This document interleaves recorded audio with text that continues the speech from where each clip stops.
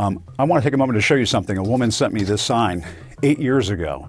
She carried it here at a march in Washington. Just so I'm clear, that are you suggesting your own personal views about how to operate this were at odds, or there was a distinction between your personal approach and how you would have wanted to do it and how maybe your bosses wanted to do it? All fair, but half the country's still wondering how Joe Biden got rich. Yeah, okay, so here... How did he get rich? But if Joe Biden got rich... How did he get rich? Does anybody understand how that happened? Welcome back, everyone. I'm Ryan Stutz, also known as Dronetek, and I am here to be the human personification of your frustration with the legacy Democrat media. Every other day, I bring you 3 of what I think are the craziest clips of the day, and that best exemplify why I think nobody should trust the legacy media. Yeah, no shit. Which brings us to number 3, a truly wild video of Mayorkas apparently throwing Joe Biden under the bus and implying that he opposed open border policies. Of course he did.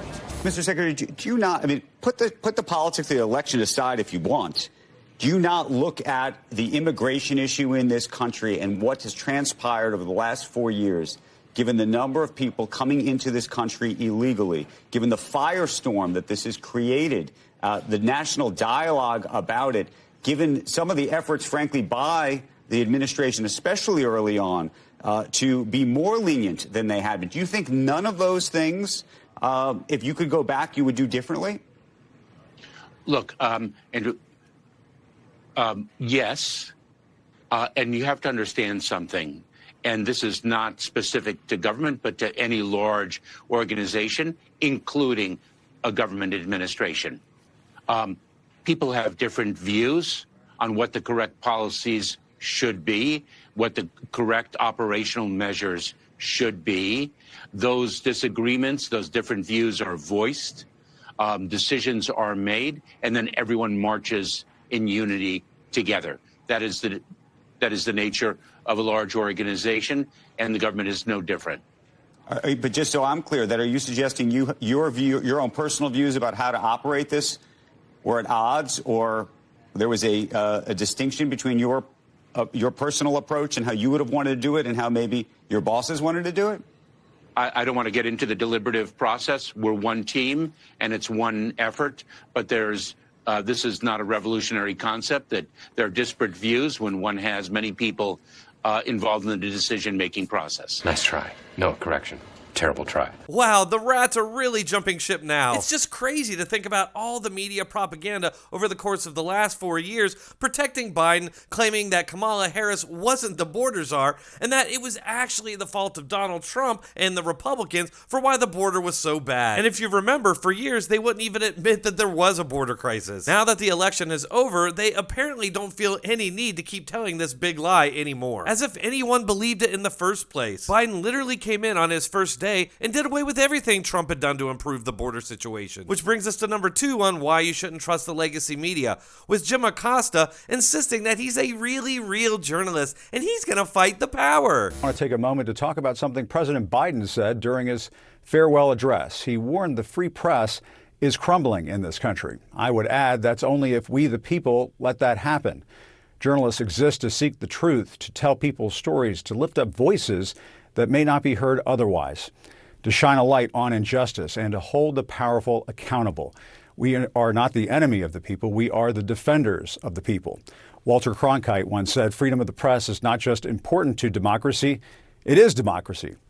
I want to take a moment to show you something. A woman sent me this sign 8 years ago. A human. She carried it here at a march in Washington. She wrote on the back of the sign, to me and the press here in D.C., you have our support. To Nora, wherever you are, right back at you. Barf!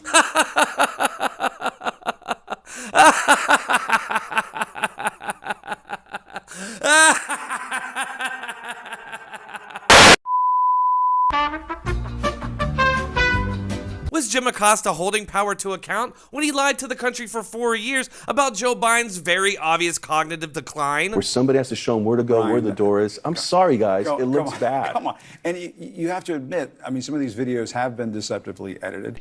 Not to mention, Jim Acosta was one of the original very fine people liars that continues to this day, despite being thoroughly debunked even by Snopes. And the idea that he or CNN at large, who were just found guilty of defaming a Navy SEAL veteran, the idea that these people have journalistic integrity is a total joke. We see this free press holding power to account routine every single time a Republican is in office. When a Democrat is president, they run cover, protect that Democrat, and keep a negative focused drumbeat on the Republicans. Which brings us to our #1 media clip for today that you just have to see for yourself. Kevin O'Leary sends an entire CNN panel into shouting hysterics over this one question. We have Trump coming and all the bad things about concentration of wealth.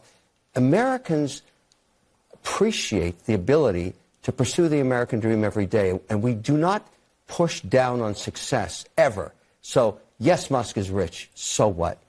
Zuck, I don't think rich, the issue is how and rich everybody else comes to this country almost drowning in rivers or getting cut under barbed wires to get in here to pursue their dream. Why do we ever think that we should bash their success? Ashley, What do you not think about about bashing. that? Ashley, I want you to get people get rich. It's about not letting rich people control the political process and not having our politicians captured by those rich people such It's that they fair, can't institute but I just want you to regulation know the country- and common sense laws to make sure that the people at the top don't abuse the people at the bottom. And our system in Washington is broken. That's fair. It's all fair, but half the country's still wondering how Joe Biden got rich. Yeah, okay, so here... How did he get rich? But if Joe Biden got rich... How did he get rich? Does anybody understand how that I happened? actually think that, Kevin, your question about Joe Biden's legacy and how he will be seen You is wrote a book, actually by the way. extremely important Wow. because I think it's not just Republicans who are asking the question, is Joe Biden going to be looked back on fondly? Democrats are too. Let's get out of here. You see, these are the kind of questions that an actual real journalist would want to ask. But these are not that. They're pretty obviously state operatives who control the narrative to benefit the Democrat Party and the so-called deep state. They're being paid to protect Joe Biden and his legacy, not ask damaging questions like that. It's just such a pathetic tactic for everyone on the panel to start screaming so that Abby Phillips can jump in and change the subject. Alright folks, that's all I have for this one. Let me know what you think in the comments, and if you're still here, might as well hit that like button and subscribe. Thanks for watching. I'll see you all in the next one.